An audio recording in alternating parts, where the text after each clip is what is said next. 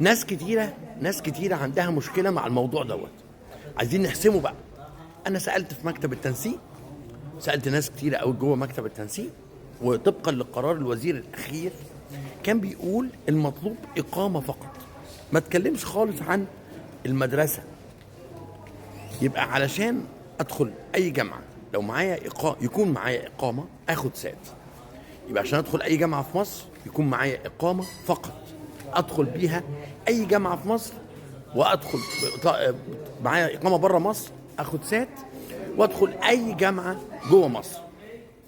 الموضوع ده محسوم وسالنا فيه كتير، بس في ناس كتيره قوي بتتلخبط، عشان زمان كان في قرار لازم جامعه ومدرسه، دلوقتي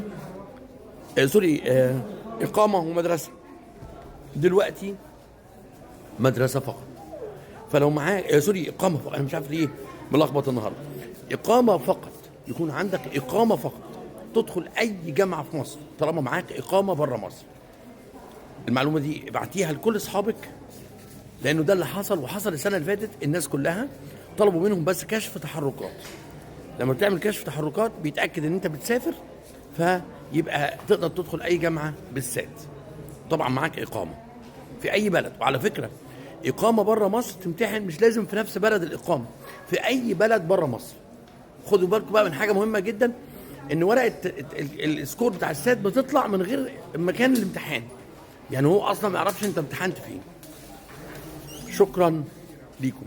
ابعتوا بقى لكل الناس الفيديو ده، فيديو صباحي كده لسه صاحي بس متوه شويه، بس معاكم يعني.